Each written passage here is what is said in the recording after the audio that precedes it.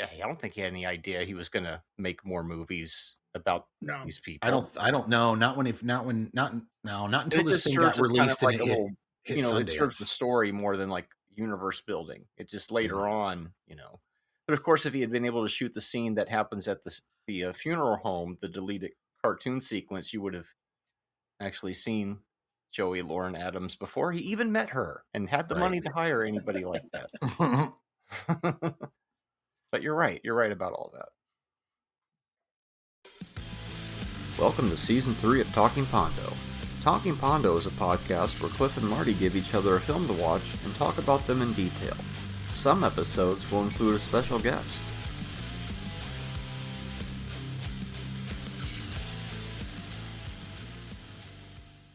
James Court sells cigarettes to a minor will not be seen tonight, so we may bring you the following whimsy. As I was thinking, the cops show up in both movies and issue papers. And I was thinking if he existed in the Clerks universe, he would be busted for selling cigarettes rather than ripping off elderly people.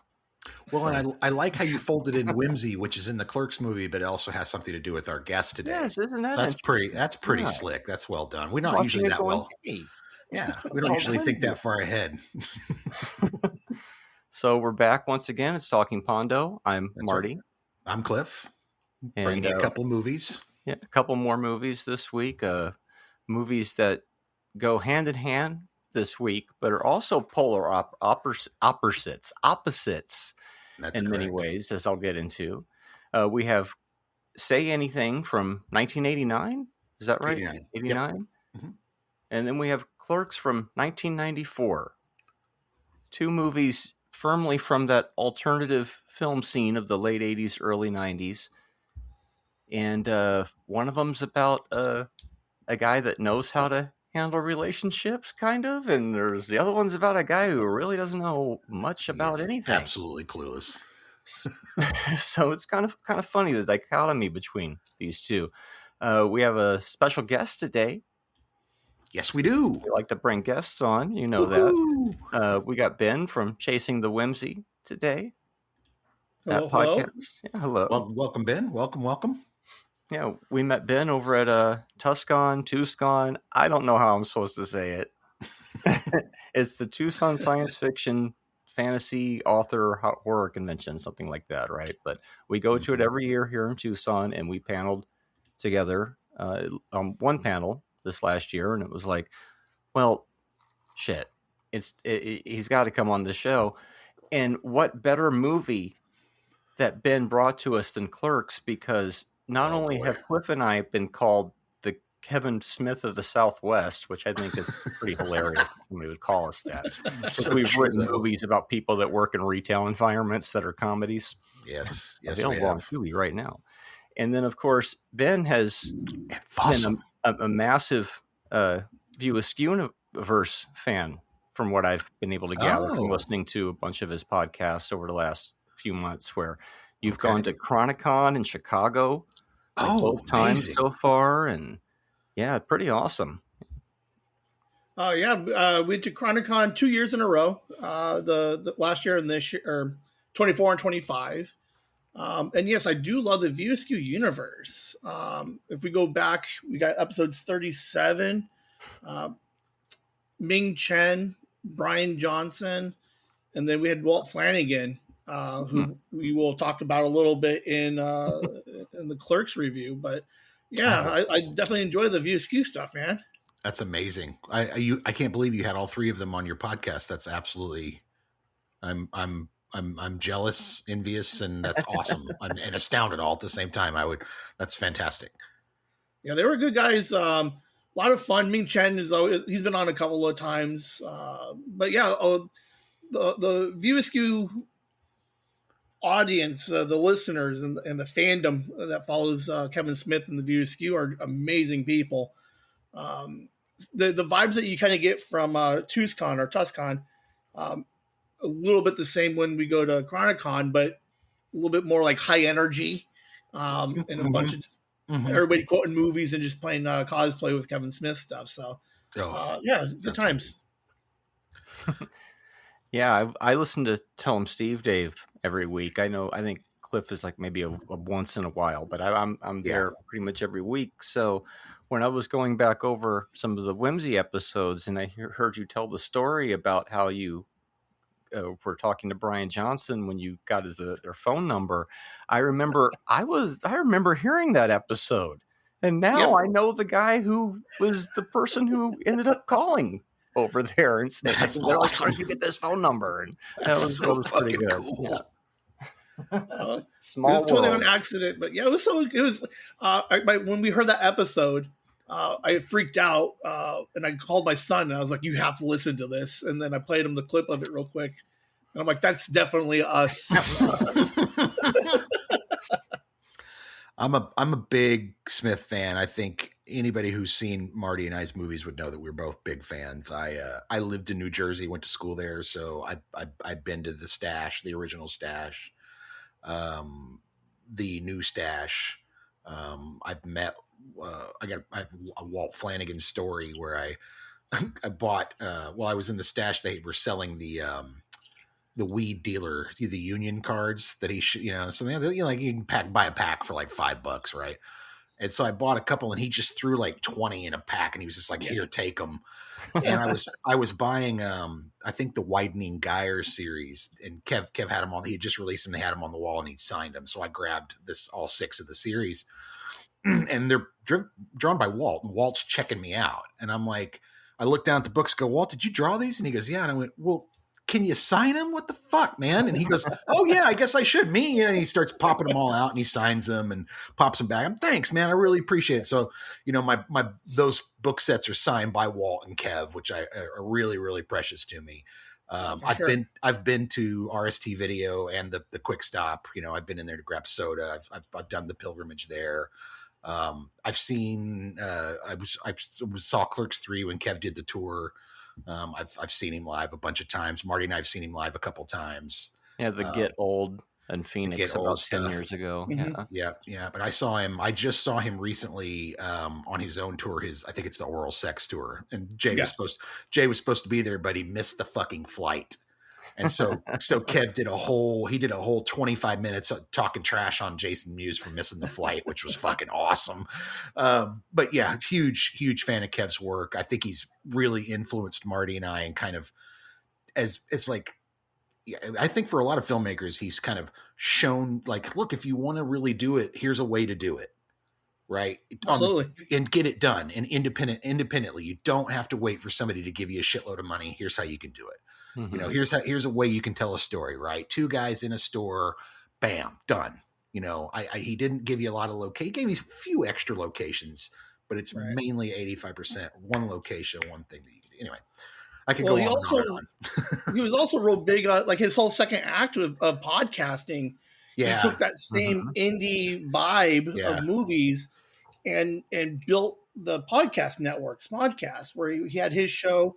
Yeah, he was super smart about online, getting online, getting involved really early. He was real smart about that. But he was always real big on telling people, like, especially when you listen to the Batman Beyond stuff. He's always telling people for years of like, get out there and tell a story, have fun with your friends and family. And that was a little bit of the genesis of where the podcast from Whimsy comes from. Is I got my 15-year-old, my 5-year-old. We're going to TucsCon. We got my daughter's aunt.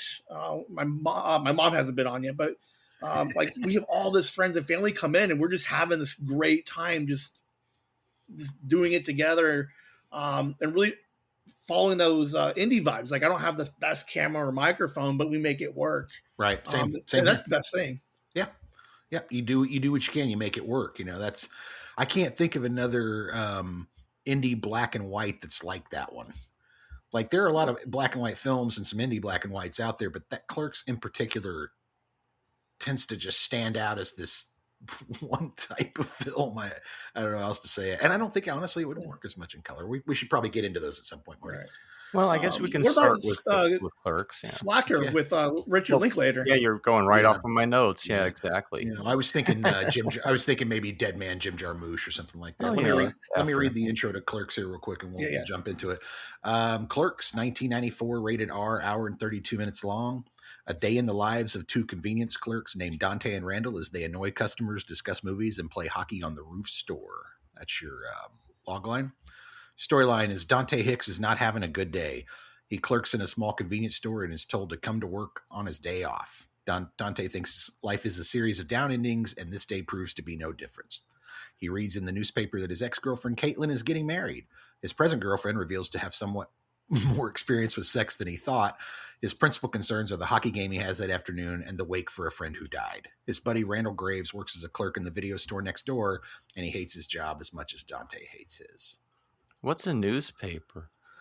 It's funny when you look back at these older films and there's things that were part of the plot devices that a younger generation would be like, what? A newspaper? But yes, newspapers were a very prominent thing years ago.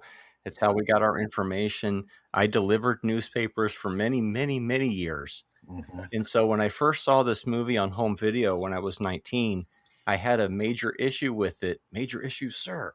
5 minutes or so into the movie, when Dante opens up the newspaper machine and he steals all the fucking papers out of the machine. Now, of course, I realize it's because his delivery driver is an idiot and didn't give papers for the store, so he has no choice but to take the papers out of the machine.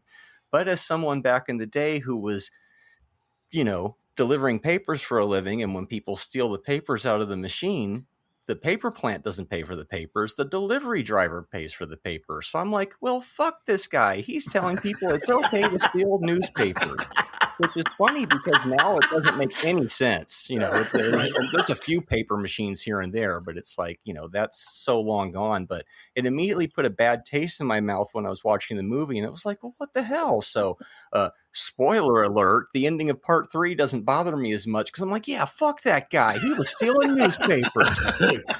But, it's just kind of funny. But years later, I got into the movie around the year 2000 after the Clerks cartoon got me back into it. And I was like, okay, Dante, I'll forgive you. Your driver was an idiot. He wasn't stocking the store properly.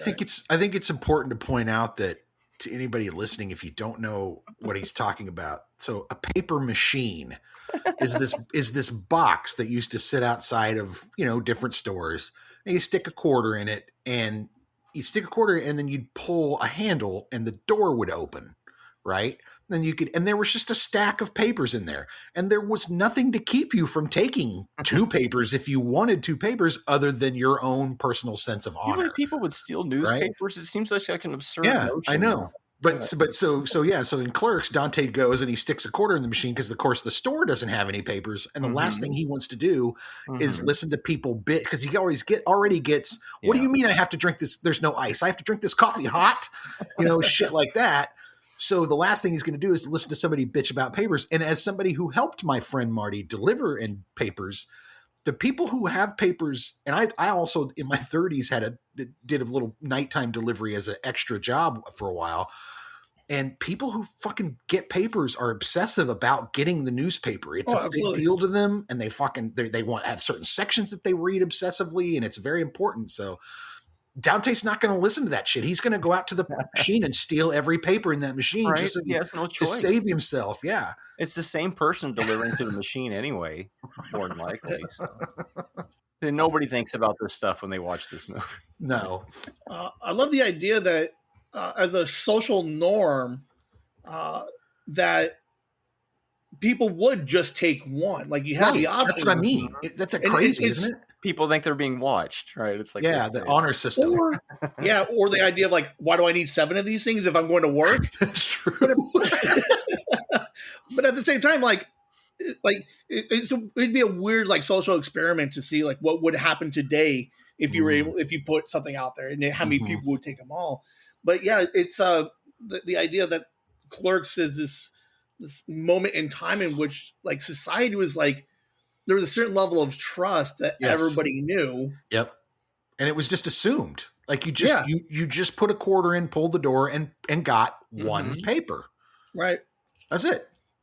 And sometimes people would leave like a paper jam so that it wouldn't shut all the way, so the next person can get a free one. And every time I see that, I just like close the door. Oh, there was a trick back in the day. So you had the big square block on the front of it, and it had like these two little wingtips on it, right? Yeah, two little handles. Yeah. If you pull and hit it at the exact same time, it would unlatch. Oh, see. So I was that guy who was watching Clerks who was like, I'm going to be destructive and just start breaking stuff. But yeah, there was a little trick back in the day that you'd be able to dislodge it if you hit it correctly. Yeah, those machines, they were not very strong. No. So we start the movie with vilification, which is abusively disparaging speech or writing. And we get right into it with, the store being locked. We go through this whole series of like, it's just a bunch of montages. He plays an entire song over the opening, over the credits and over everything. I mean, he drops the needle on that song and plays it all the way to the end, 3 minutes and something, as he's showing you Dante's house, showing him, having to come into work, opening the store, stealing the papers, all that stuff. And then finally getting behind the counter. And then very quickly, he has an argument with his girlfriend over the amount of blowjobs that she's given to men, right? And of course, it's the famous 37. My girlfriend sucked 37 dicks in a row. And then, of course, the even better one is try not to suck any dick on the way to the parking lot. Hey, you get back here, which is my favorite fucking line of all fucking time. It's just because that dude just kind of just nonchalantly just starts walking away and he's like, hey, get back here. And you can see already that the tone has shifted from the 80s sex comedies where we'd show all these shenanigans. Now it's part of the dialogue of a funny witticism is how we get the sexual stuff in the movie. So it's switched from your Porky's to Clerks. Well, it was nice is Kevin Smith always had that voice where he wrote conversations very similar to what him and his friends were having. And it's interesting that while he was making this film, he didn't really think about like the necessary, like I would assume if you were going to make like a teen movie in the 80s and you wanted to go like PG-13 on it, obviously you'd have to dial it all back. But he kind of just didn't worry about it and kind of just spoke to what he wanted and how clever he wanted to be with it. So it was super interesting as a kid growing up watching this thing and being like, oh my God, this is how I talk with my friends when my mom's not around.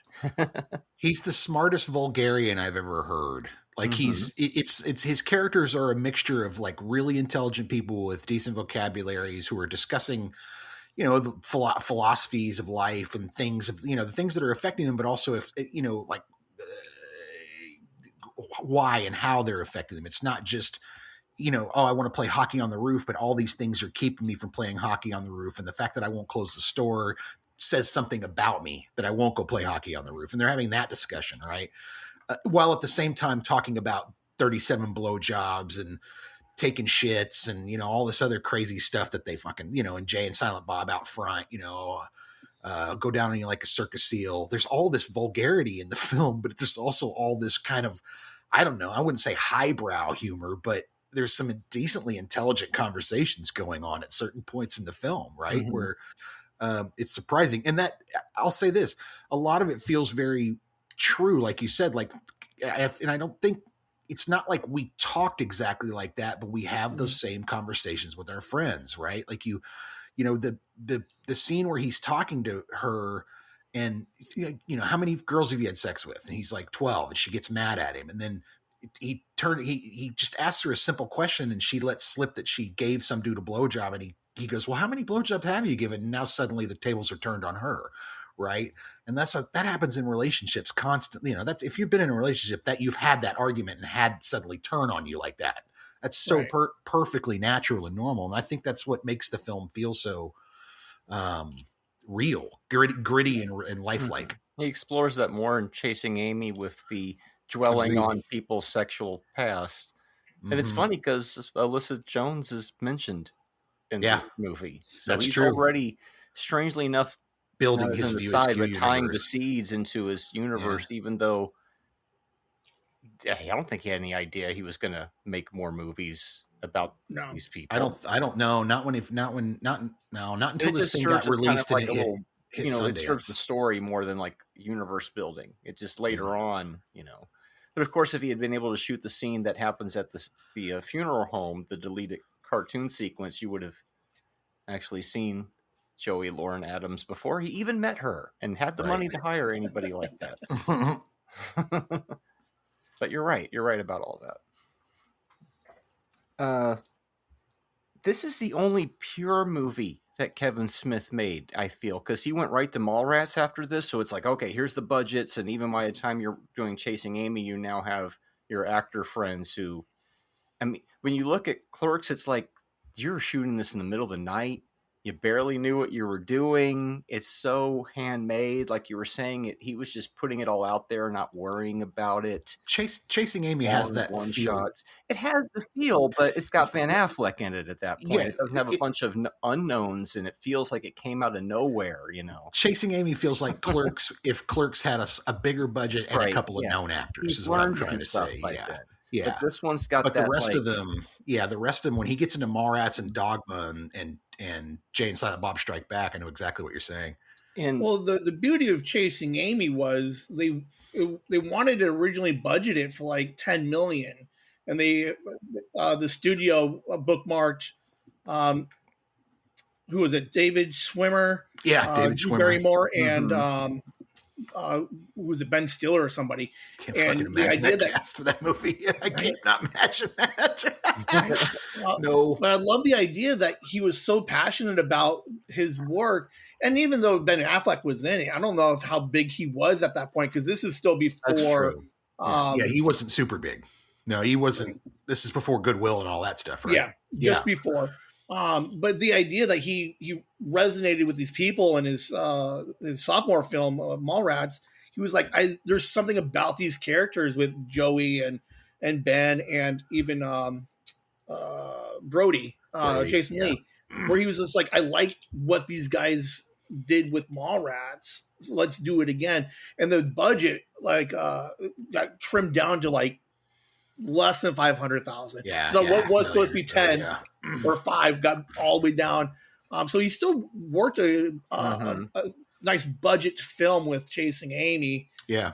I think that's why it has that more handmade feel. Yeah. A little clean. You can tell the growth that he's had in those handful of years with just a little extra money and definitely more comfortable with what he was doing, having coming out of Mallrats.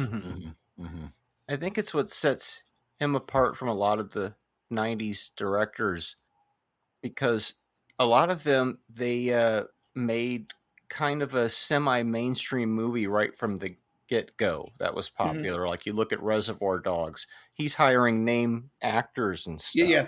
But you look at El Mariachi, that's another one where it's a pure film where it's like you just pulled that out of nothing. Right.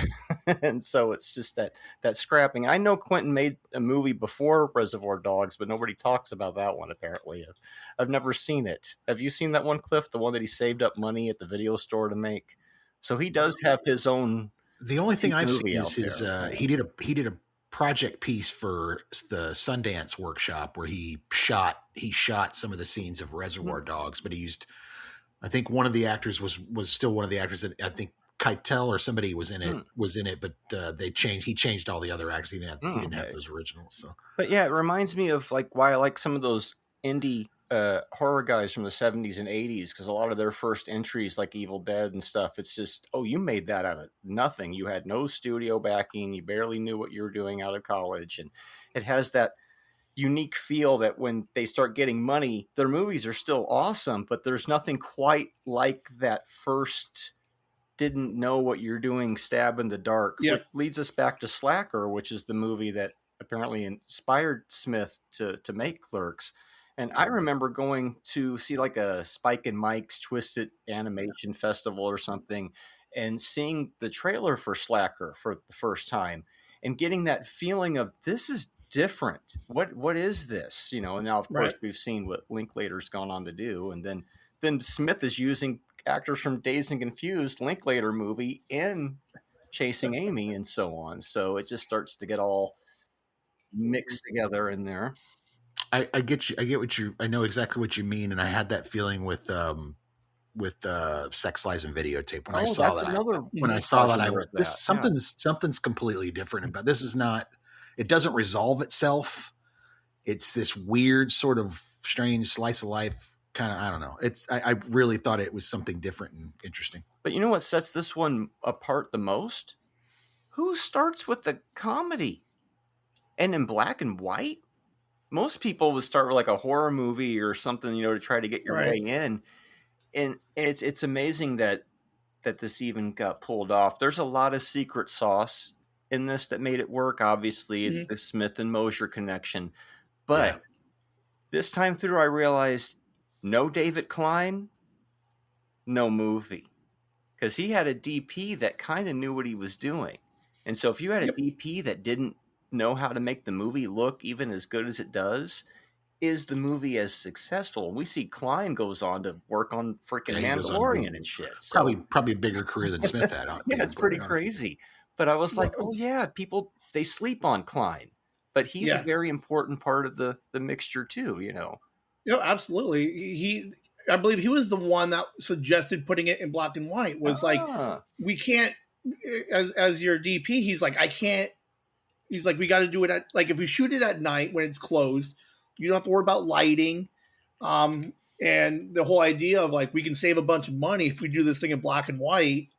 And then they're like, sure. Like, the idea that what drove this career was this budget idea, this idea of like, we got to try to keep this thing on a budget. And he's like, and all the decisions that they made were all budget restrictions, basically. Like all the little nuances throughout the movie that you like Walt Flanagan plays like six different people in the movie. Mm-hmm. Oh, so does Mosier. I mean, Mosier's in there playing. I mean, at one point, Mosier yells at himself. Yeah. Yes. Some special effects. The hockey roof. Yeah. The Rocky rooftop scene. Yeah. Mm-hmm. Fantastic. And we see Flanagan it's fantastic. Yeah. True. Yeah. I think what's most important with that is that Klein got the basics right. Mm-hmm. Yeah. Everything's in focus. His f-stops are correct. When he moves the camera, he moves it correctly.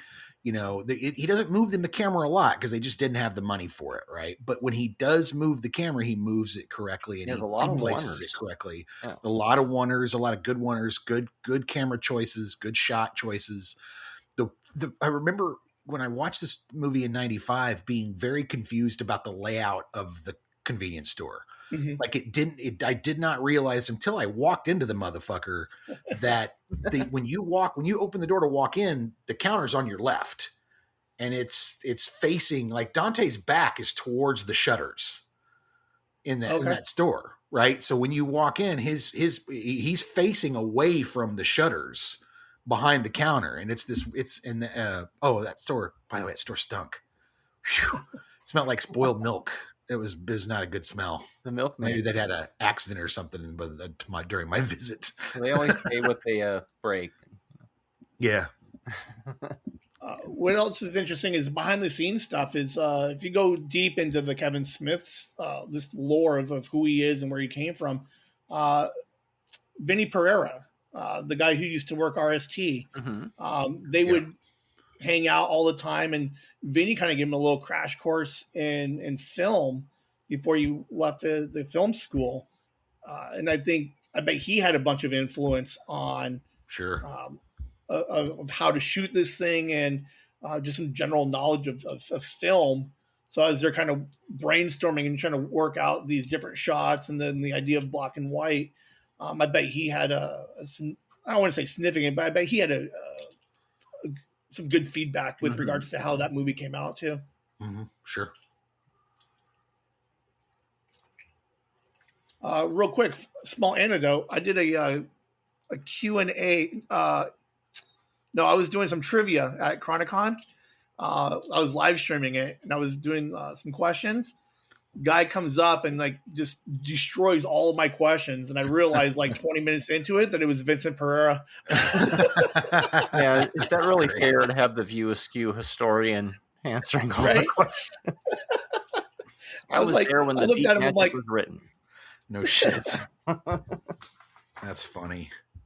Speaking of weird, obscure, trivial knowledge, is Dental School the movie in the 12:30 movie that they're trying to go see? One of the movies, because Dental School is mentioned. I think it might be in this, and I was It like, might be. wait a minute, is he reusing the title? Because that would totally be something that he would do. We talked about the 12:30 movie a few months ago. Yeah, we did. I was like, that was like the late night movie they were gonna sneak into, Yeah. kind of the pervy one after the Flash Gordon ripoff and whatever else they were sneaking into.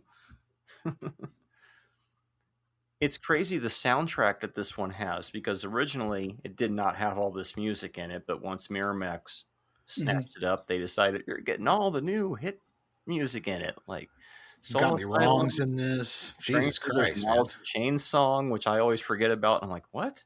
Yeah. Every time I hear it, I go, wow, that's quite a pull. And then, of course, at the end, you've got Soul Asylum. Mm-hmm. And then, musically, Chewbacca, What a Wookiee. Who doesn't want to hear that?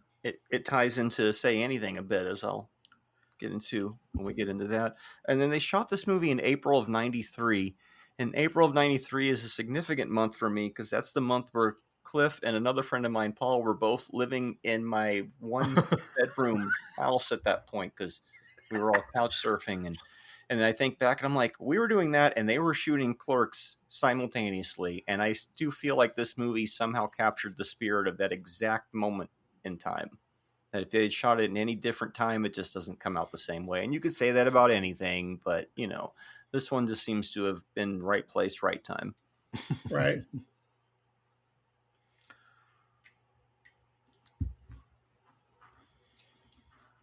Well, what is there to say about this movie that hasn't been said? I was trying to come with a few things. But... Same. I think, I think the other part of it that's really brilliant, one of the things that really helped Kev early on, was the fact that he created this Jay and Silent Bob character. And Jay is sort of universally loved. Kev's kind of described him as a sonic boom with dirt on his nose. That kid from the neighborhood of legend. I heard Jay's Muse fucked a dog once. That kid. And that's he really captures that on screen. Jay is this kind of everybody knows a Jay Muse. Everybody knows that goofy ass kid who is probably a shitload of trouble and has probably got weed on him and is holding maybe some acid or something, and has probably gotten into fights. Not to be dealing out here. Been in trouble, yeah, right. But isn't really also, but also is kind of probably a pretty nice guy if you get to know him. I don't know. I thought it was very smart to create those characters, and it made complete sense that he put them in Mallrats. He put them in Chasing Amy, and he kept putting these characters in these movies until finally, probably some of his most popular films have been about those two characters. Jay and Silent Bob Strike Back is probably his most popular movie, other than maybe Clerks, which broke the ground for him. The genius of Kevin Smith was, while they were writing the contract for Clerks to sell it, they whoever he was working with, I forget what the guy's name was, Jim Jacks maybe or somebody. Mm-hmm. The idea was like, when they wrote up the contract, they made sure that Kevin Smith retained rights to Jay and Silent Bob. Well, that's just, I would have demanded that myself. Yeah, absolutely. And it was like the funny aspect of it is like Weinstein and Miramax were like, we don't care about these two guys. We like Dante and the other guy. Mm-hmm. But then Kevin's just like, well, what do I do with this? With like, I like these characters. He's like, let's bring them. Like, he's like, I have two, me and Jay Muse. And that's where we get the extra movies coming from too, a little bit. So it's like really funny to see how they can kind of incorporate like the idea that he had the hindsight to be like, I would like to own these two characters. Yeah. Yeah. Well, and it's become a podcast. It's become a whole thing, and I mean, those guys have been friends for 35 years or so and been through the ringer with each other. And, the more you know about that stuff and the more you kind of follow the path of Kevin's life, there's a lot of interesting stuff that went on with him and Muse and all that kind of thing. All while making movies and doing all this other shit that they were doing. It's fantastic. Well, one of the when you mentioned like the impact of Clerks is like we can be like, oh, it defined a generation, and it kind of in a way it did, and it was different, but it also introduced the idea that Kevin Smith would go to Sundance and would do these like large Q&As. Right. Yeah. And what he did was Kevin Smith is probably one of the first like film directors that I can think of that after he would make something would invite people over to ask questions, and he had that relationship with the audience that is maintained or diehard like even today. Mm-hmm. That he builds this relationship with the behind the scenes stuff and the journey of him and Muse's thing. And before 94 you never saw Mm-hmm.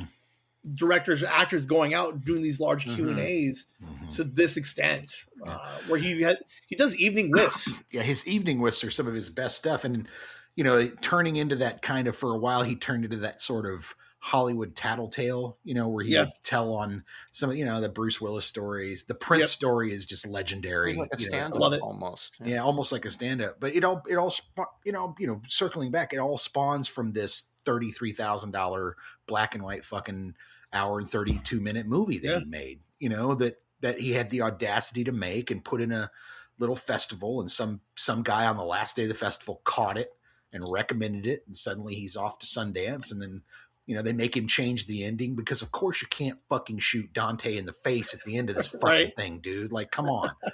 You know, that's just not going to work. It's too bleak.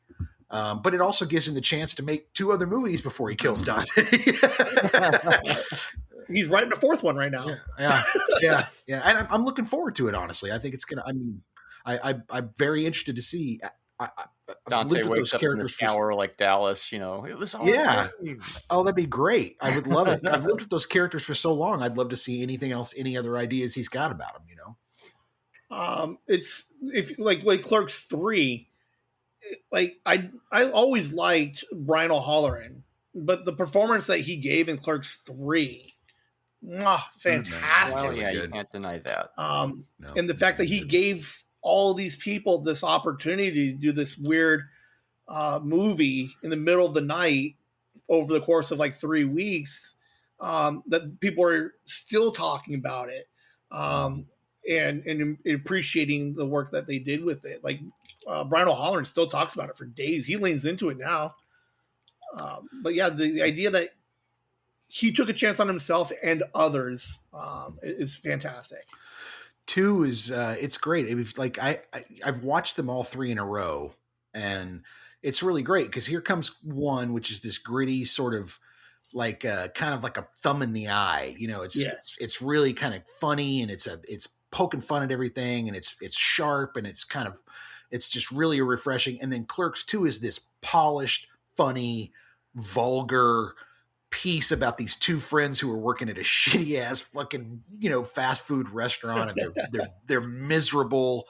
And then 3 is holy shit, you know, it takes an entire different turn and it comes to sort of, I don't know, it's like the plane taking off, reaching cruising altitude, and then finally landing. And Clerks 3 is them finally coming in for that landing. The 3rd movie is making the first movie. Yeah, which is my favorite thing about it. And the minute I heard that as the kind of the theme for the movie and how he was going to tell it, I thought that's fucking brilliant. It's the best idea he's ever had. Because it was like that's what's right before, because it ends where you go, oh, he's going to go get the job, but he made a movie about that's him.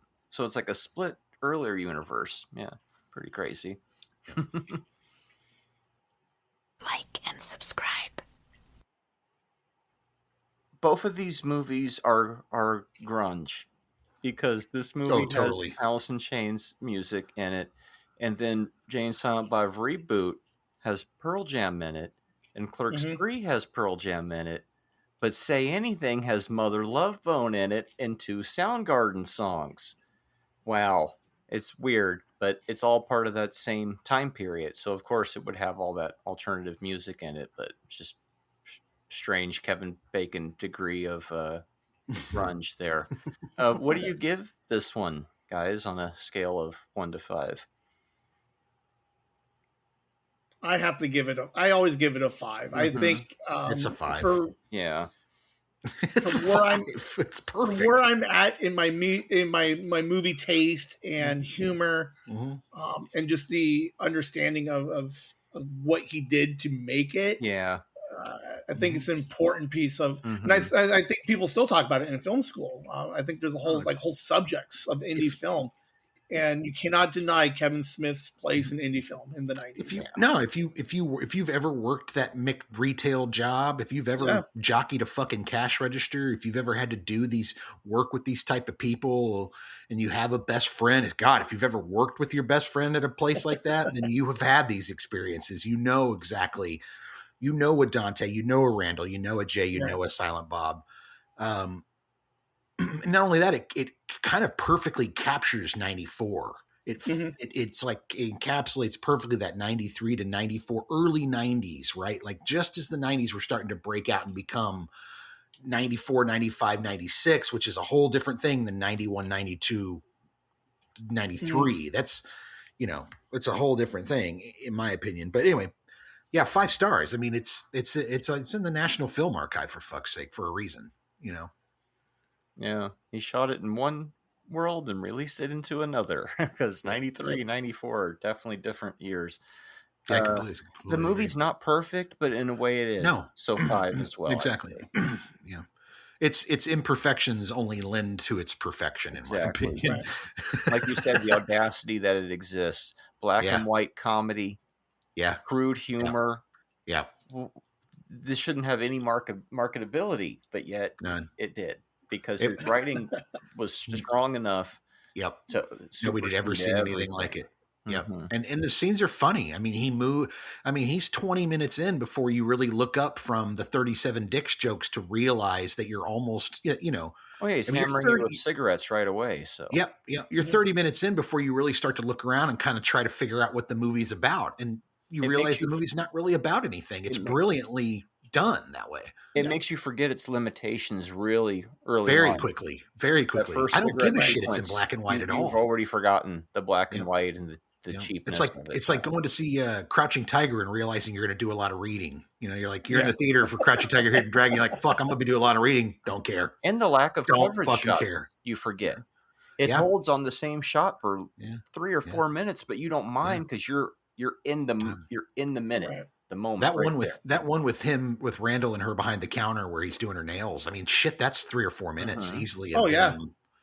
Just, going and going. And that's the manual masturbation of caged animals. That takes a minute. I mean, there's a whole sections that he's doing in just long oneers. It's a lot of work. And of course, also because out of fucking necessity, right? Because the more setups, the more time, the more I have to edit, And so some people say that film is just a visual medium, but this movie proves that dialogue is important too. Oh, dialogue is super important. And some people are dialogue snobs. I like to appreciate it all. Movies that have this show it on their face is fine, and movies where people talk a lot, it all serves its individual purpose. So can't we all just get along? Different movies. So another commonality between this movie and our next movie, Say Anything, is they're both first-time director movies. Yes. Oh, really? And Cameron Crowe had a little bit more experience in the business before this. Right. But this is his directorial debut. So 2 directorial debuts this week. Interesting. And they're both writers that have had massive influences on both Cliff and I as Big well. I've always appreciated Cameron Crowe's work. So... Say anything. What is Say Anything? I don't have anything clever to say there. Original title, Say Anything ... Still that title as far as I'm concerned. Same. Say Anything, 1989, PG-13, hour 40 minutes. A noble underachiever and a beautiful valedictorian fall in love the summer before she goes off to college. Written and directed by Cameron Crowe, stars John Cusack, Ione Skye, and frickin' John Mahoney, Frasier's dad. Oh, yeah, this is pre-Frasier, because you also have Lilith, but Cheers was still on the air when this was made, so... Yeah. Storyline. High school senior Lloyd Dobler wants nothing more than to go out with beautiful and intelligent Diane Court. Lloyd attempts to win her heart over the objections of her overprotective father before Diane leaves for a scholarship in England. Now, while Clerks is still fresh in our mind, we have this character Lloyd Dobler in this movie, and he's the polar opposite of Dante Hicks in many ways. Lloyd Dobler is a 45-year-old trapped in a teen's body. He's way too wise for his years. He still has some childlike, but I guess his little bit of international exposure has made him a little bit wiser, and he knows how to have a relationship and talk with people, whereas Dante doesn't know how to stop a fight, and he seems to be ready to be grown. Lloyd seems to be ready to be an adult. I mean, I've never seen a kid who was 17 or 18 who was so ready to be a mature adult, right? Like, you don't know that stuff when you're that age. You just but it does make for a very kind of cool character on screen. You know, he's a lot of fun to watch. I like his. I think noble is a good way to put him. Noble underachiever is a very excellent description for Lloyd. And I wouldn't even say underachiever, just a dude who hasn't fully figured it out yet. I get the feeling that once Lloyd latches on to whatever Lloyd's going to do, Lloyd's probably going to be pretty fucking good at it. Right.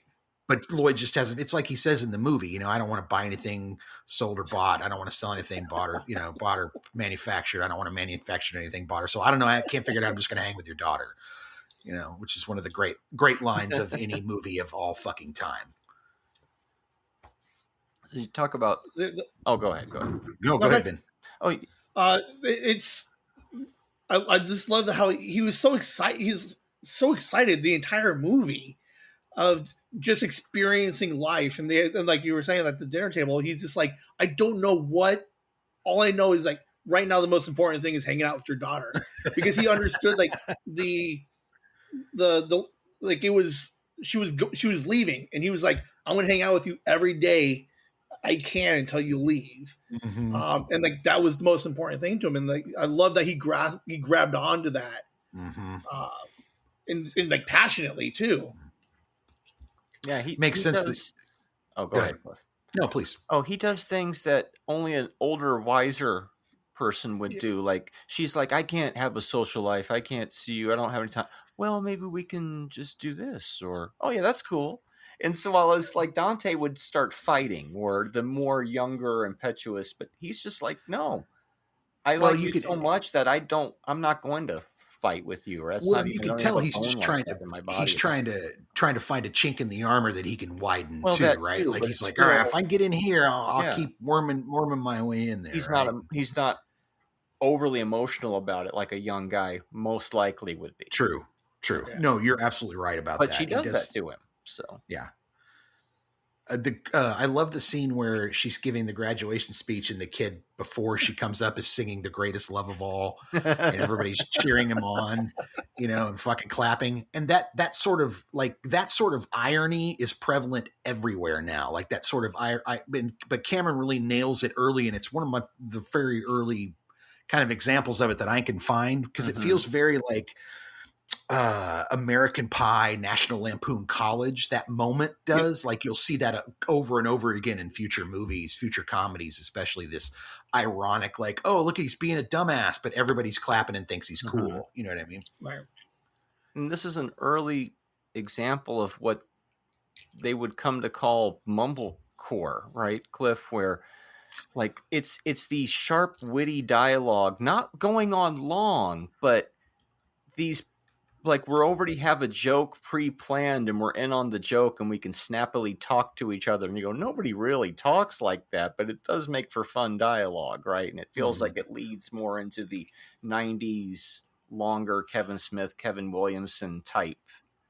But this is I think 80s version of it, right? This is pre-mumblecore. I think this is the stuff that mumblecore kind of draws from for inspiration, right? Greta Gerwig is considered mumblecore, right? But I would be willing to bet that Gerwig probably has a lot of these type of movies in her lexicon that she enjoys. Say Anything, Clerks, these longer winded type of dialogues and things of that nature that are much more prevalent in movies now because of Smith and because of Cameron and because of these people who were kind of in love with just, hearing the actor, giving the actor dialogue and letting them act rather than slicing the scene up into back and forth and over the shoulders or whatever. You know what I mean? Right. We keep talking about dialogue. I absolutely love a good talkie. Like any movie that is mostly absolutely the best. And what's interesting is when you take a step back, if we go into Clerks, could Randall Graves have been anybody else other than fucking what's his name? But like same thing with Say Anything. Could anybody else have delivered Lloyd better than John Cusack? No. Absolutely not. No. It would have been a completely different movie. Yeah, it would have. Yeah. They originally wanted Robert Downey Jr. and Christian Slater to play Lloyd Dobler. Robert Downey Jr. might have put something on it. Slater would have been an interesting choice. Yeah, that would have been. It's not, that would have been definitely not the same. I don't mind Slater. I think he's a pretty good actor. Good actor, but I don't know. But you don't know him for his dialogue. He's bringing a totally different tone to it for sure. Yeah, absolutely. One of the things, Marty, that you were saying about the characters, and I agree with you, is that as much as he tries in this movie, these characters don't. To me, they don't feel 100. It's like a Dante, a Randall, a Jay, a Silent Bob. You don't really know a Diane Court. You don't really know a Lloyd Dobler. They're amalgamations of people kind of mashed together to create this kind of super person for the film. And I feel like, when by the time he gets to Singles or Almost Famous, he's much better about creating these characters. Singles, then he goes full Singles, grunge. He's figuring it out. Yeah. But he's figuring out the characters, right? Like it's very clear who these characters are. And then we get to Almost Famous and it's very, very clear who, he's really starting to really nail it at that point. Yeah. You're crystallizing my thoughts on this a bit, because this movie, I've always liked this movie, but I've always felt a little disconnected from it. Like I can't find a grip onto it all the way. I hear what you're saying. Because it's held together kind of strangely through its dialogue. He's figuring things out. So that's why it always seems a little cold and disconnected to me. But I think maybe that's kind of the point. At the same time, it's Seattle. You got Diane, who's kind of the cold, disconnected, but I almost feel like it was made for people who are just a little bit older than us, perhaps. Like I'm not quite in on the in joke of the slightly older generation. It's like Grosse Point Blank to me, another Cusack movie where I'm like, I like it, I appreciate it, but there's something that I'm not grabbing onto that other people are, and I think, oh well, maybe it's made for people slightly older than me. I still love Lloyd Dobler about Cusack, right? as a character. I still love the Lloyd Dobler character. I mean, we homaged it in Love Song. Absolutely, I love his irreverence. Remember how good we had it, and now you guys are fighting, and you won't talk to me anymore. Except we didn't have a specific song that meant something to them. No, that's true. There was no sex involved in our movie. I feel like Lloyd probably moved into the MMA at some point. Like he was kickboxer, and then probably like by the time UFC started up, he probably got super excited about that. And so we had Don the Dragon Wilson, we had Teenage Mutant Ninja Turtles last week, and a couple weeks ago we had Enter the Dragon. So we keep up with we keep coming up with this martial arts shit. Yep. It's nice that what they did with Lloyd was when he talked about getting into kickboxing, like it almost, because he was talking to everybody at the dinner table or dad, and they kind of made it look like buffoonish a little bit. Or he's outside kicking the bag with his nephew. And they what do we love? Pain. Oh, sorry. It's like Jerry McGuire. But as Lloyd grows emotionally, so does his career in kickboxing, and the idea that like as the movie progresses, we get to a point where he's legitimately doing something MMA related that's like almost legitimate. Like he's running this gym now where he's teaching kids like to kickbox a little bit. So there's like some legitimacy that they added to it a little bit, which was super interesting to do. Yeah. I like that a lot. I love that party that they go to where he takes Diana to that party. That party's epic. You've got fucking Eric Stoltz as the guy throwing the pardy. And you've got early Jeremy assistant also. Oh, that's interesting. You've got early Jeremy Piven. You've got early Pamela Adlon in this. She does the voice of Bobby Hill, for those of you who don't know. She was the annoying sister in Grease 2. Yep. She's been in damn near every Louis C.K. television show he's ever fucking made. I guess Louis probably just in love with her. But I mean, great cast and a lot going on. I wrote 63 songs this year. They're all about Joe. All right. I'm going to play every one of them. It's just like, holy shit, this girl needs to let it go. What was interesting is the whole party scene is like wildly like important. Like there's so much character development, but not directly, because Lloyd's walking around and someone makes a comment. Yeah, he keeps checking on me. Or people are coming up and like, sign my yearbook. I didn't know who you were. So it's like all these little bits and pieces that help you like define these two characters like indirectly, which is super interesting way to do it. And by the time they're walking home, I know who both of those people are. Yeah. Mm-hmm. Yeah. I know who I could have followed them for 4 years in a TV series. I know who they are. And we were able to accomplish that in a 15-minute party scene. So you know the scene where Bebe Neuwirth, she's a counselor, and she comes up to him and they're talking, and there's kind of some weird sort of sexual tension. Oh, definitely. Right. And he's talked to her, and he's not flirting with her, but he's being kind of flippant with his, the dialogue's kind of flippant towards her, and he's being, oh, this and that.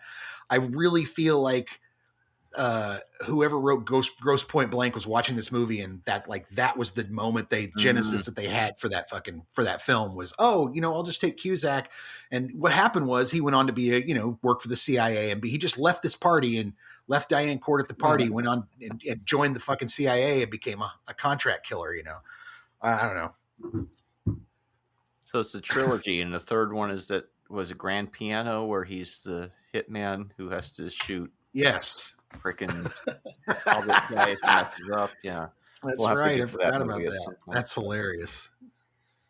Lily Taylor is playing the girl who's singing all the songs. Right. She's great.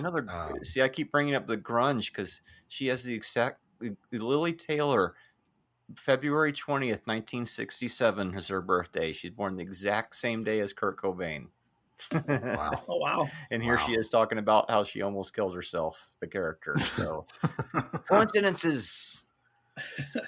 What's interesting is all of the side characters you could identify similar to like you did in Clerks. You knew the chick who's always like artsy, playing songs. We knew all the Jeremy Pivens and the guys hanging out at the Sip and Slurp. Like I can identify with all the background characters. Oh, I love that. I love the guy. I love the guys at the 7-Eleven sitting out in the parking lot giving him advice. And in fact, some of that stuff made it into the trailer, if I remember correctly from seeing the trailer as a kid. Is well, how come if you guys know so much about booing, how come you're sitting over here at the Sip and Slurp on a Saturday night? It's a conscious choice, man. It's a conscious decision. Sip and Slurp. It could be the quick stop, right? Right.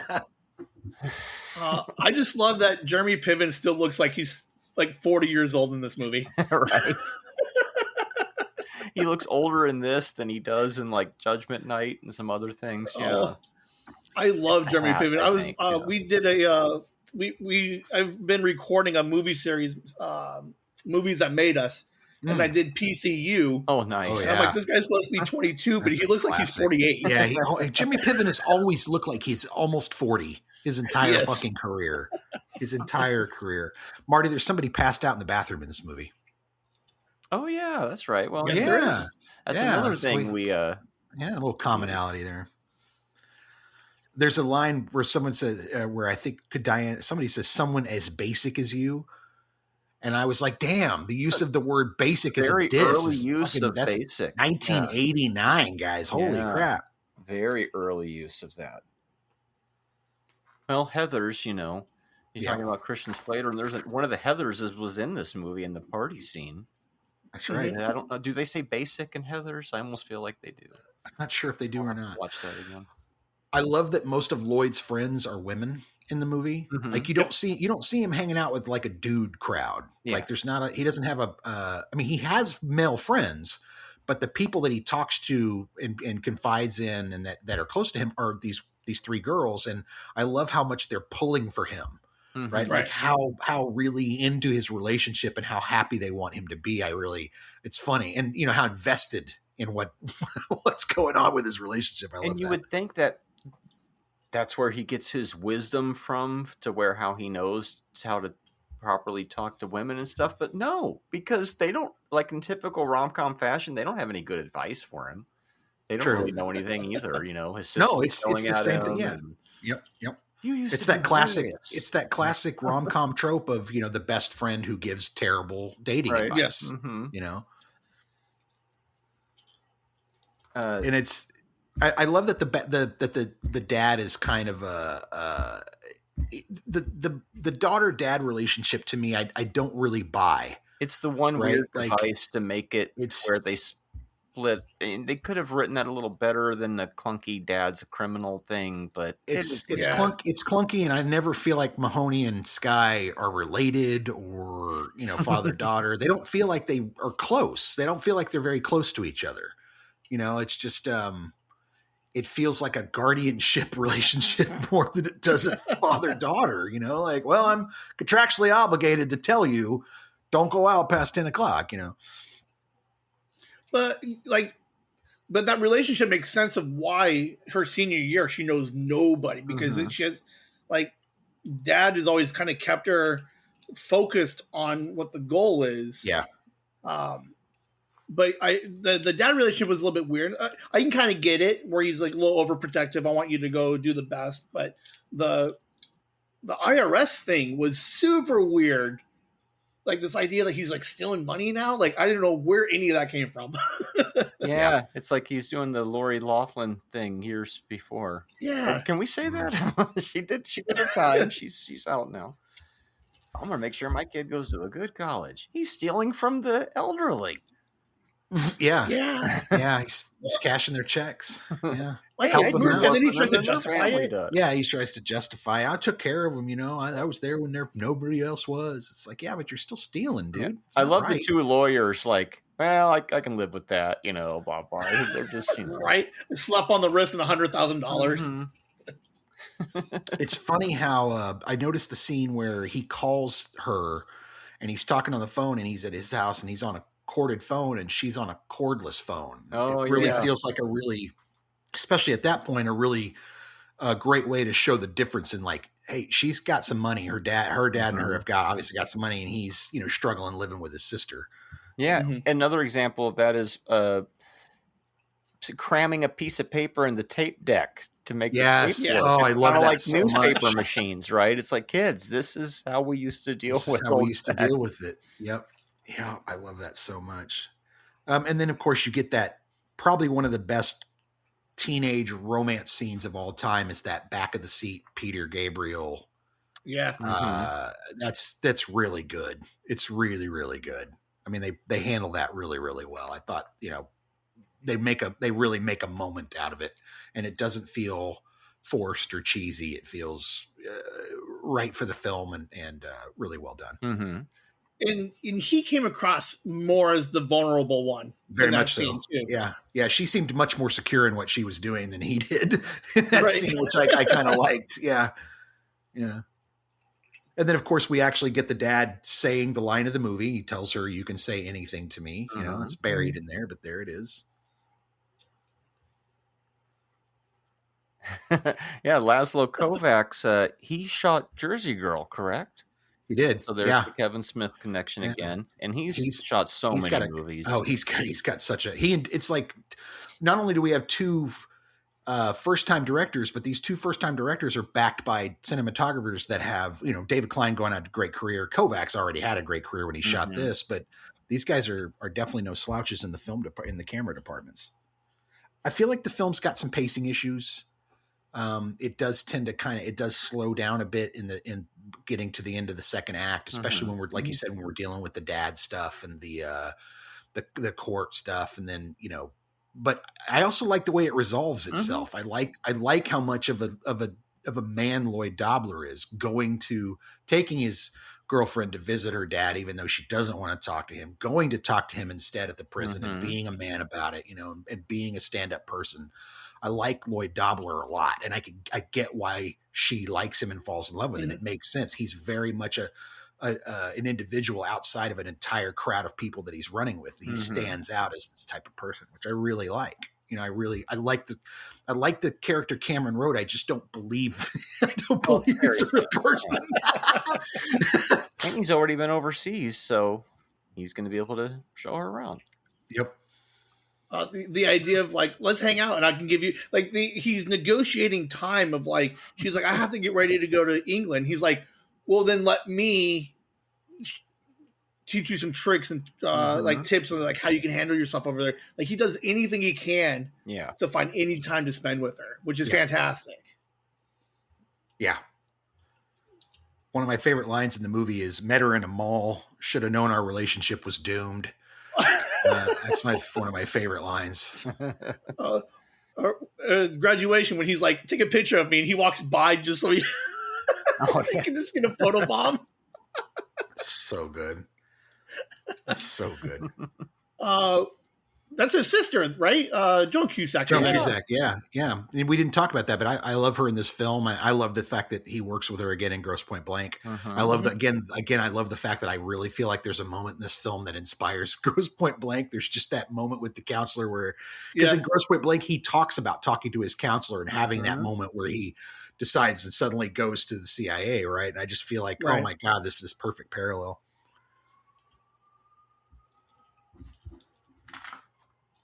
But the puppy dog love that he has for her is so fun to just watch him. He never apologized for who he was, and I love that so much for Lloyd. The Lloyd character is he got the yes, I'll go out with you, and he's like, this is who I am. A little goofy, running all over the place. People know me, and he talks so much and so fast. But then he takes that moment of like, hey, stop, don't step on the glass. And like the whole like weird moment to just like, I'm doing all like, I'm trying to impress you, but at the same time, like, hold on, I got to make sure you're safe and taken care of. Step over here real quick. And so much like that, she even brings it back up when she's talking to his dad of being like, he won't let me step on glass. Like that's how much this guy's caring about me. Yeah. Yeah, kicks it out of her way and makes sure she's okay. He's looking ahead for her. Yeah, I really like. It's that funny, that moment where she's talking to the agent and saying, well, do you have a lot of things in your home that are valued below $9,000, and then I think it's a scene later where we're walking by that fucking jukebox in the living room. And I'm like, it's just such a, like, you want to point at it and be like, yeah, it's right. How are you blind? It's right in front of your face, I do like the dad. I like Mahoney's scene where he's in the bathroom and he has that freak out where he's freaking out. Like, he knows it's falling apart. It's all coming down. And, if only he just learned to launder some money, a couple of offshore accounts, he'd have been a lot better. If he had, maybe Lloyd Dobler doesn't run off with his daughter, there's no telling. He screwed it up. What can you say? It's his fault. I love the ending of the movie too. I think, that plane bit at the end where they're just talking and he's saying, when it comes on, everything's going to be fine. When you hear that ding, everything's fine. And it goes ding. And that's it. Cut to black, movie over. Perfect. Yeah. It's perfect.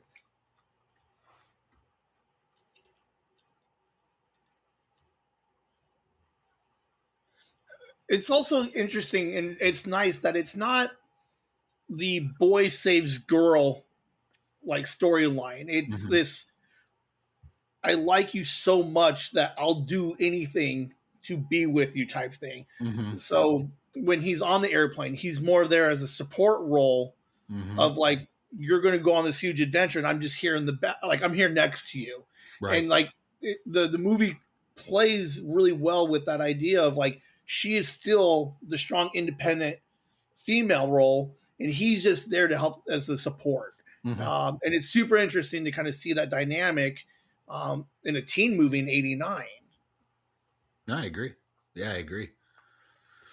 I enjoyed this one. I don't watch this one a lot, but every time I put it on, I enjoy it. I think it's definitely not my favorite Cameron Crowe movie, but I like it. And I think it's got some iconic moments in it. I definitely think Lloyd Dobler's an iconic character.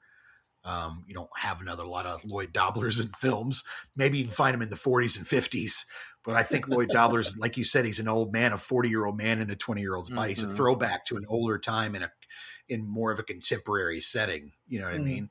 Well, that's why it makes sense that Cameron Crowe started making movies about adults, like Jerry Maguire and stuff, because then it's like, okay, that makes more sense for somebody that age to make those those life decisions, you know.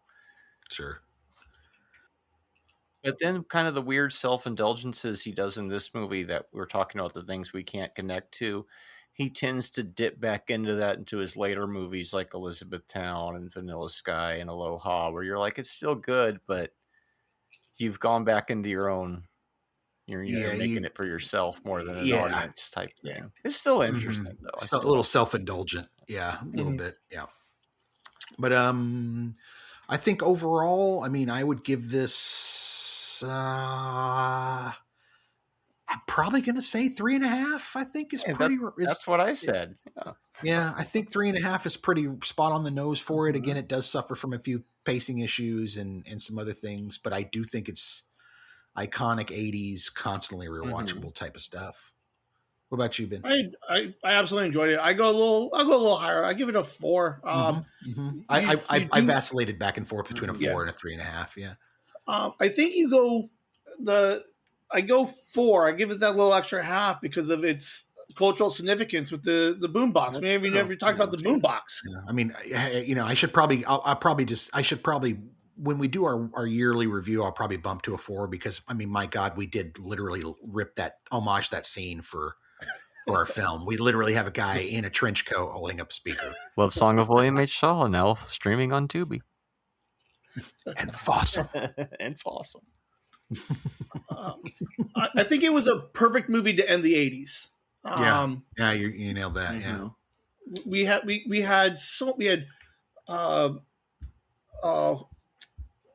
Breakfast Club guy. John Hughes. Yeah, John Hughes. We had John Hughes doing so much stuff in the early to mid 80s. Oh, he really defined the mid 80s. I mean, my God, he defined the mid 80s. I was going to say Judd Nelson, good Breakfast Club guy, because of the coat.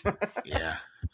But we had all those movies, and then and as you mature into through the 80s, 89, like we get this nice, like real mature comparative movie to kind of just ring out the loss of the 80s, to be like, we've seen all these other kind of things from Hughes, Footloose, and a bunch of these others that were, they're fantastic to be fair, but the way that Lloyd ends it, like, I love it.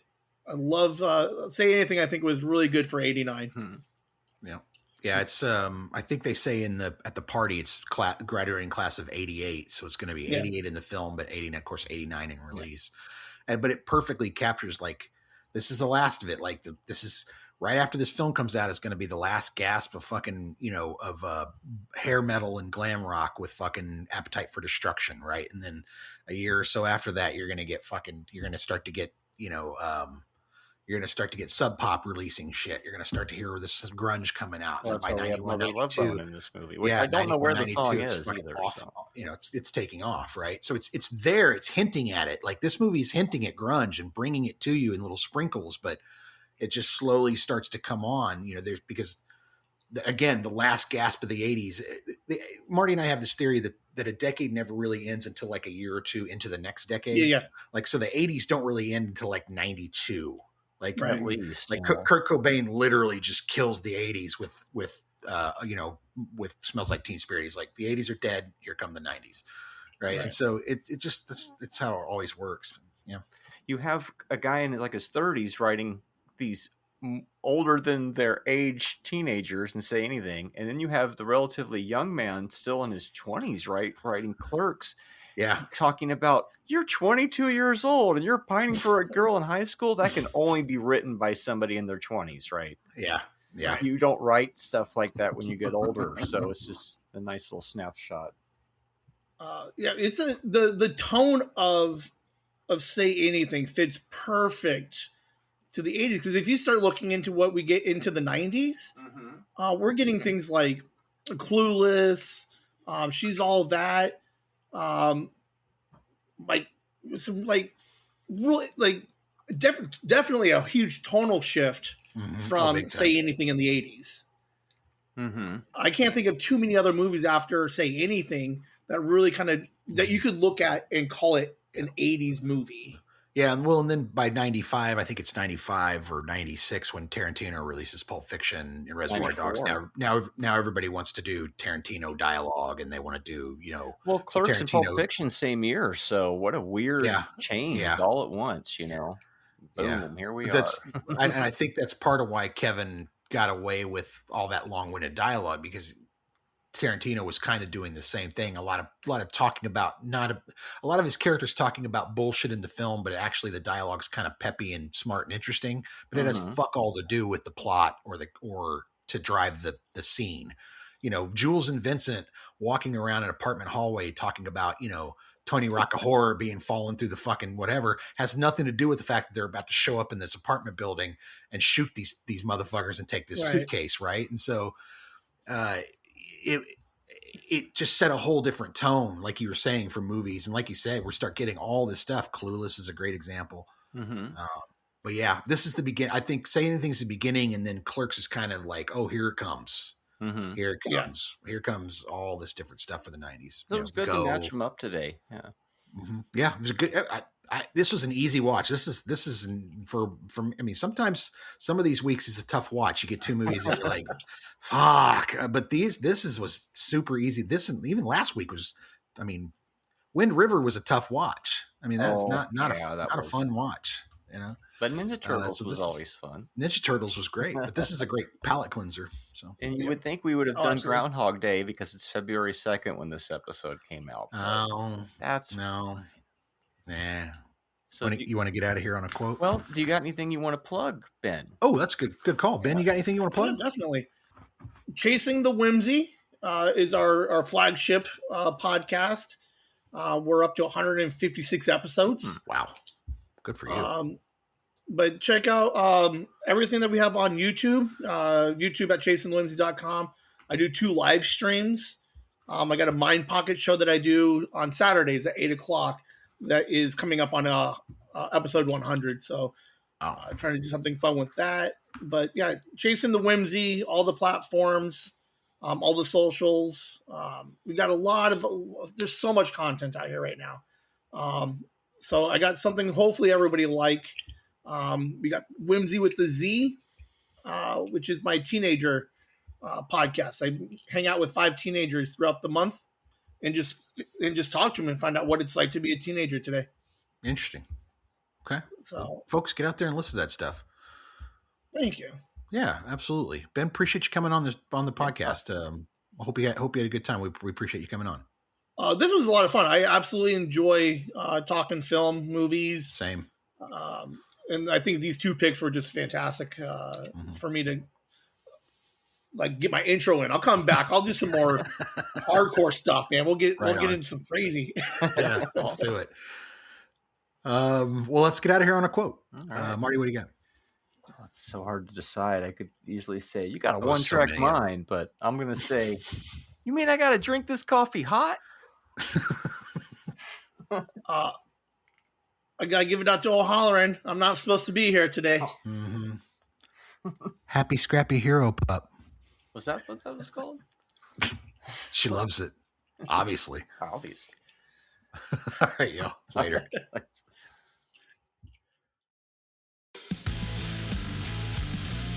Don't miss an episode. Make sure you subscribe to the podcast, like us on YouTube, or give us a 5-star rating on the podcast app of your choice.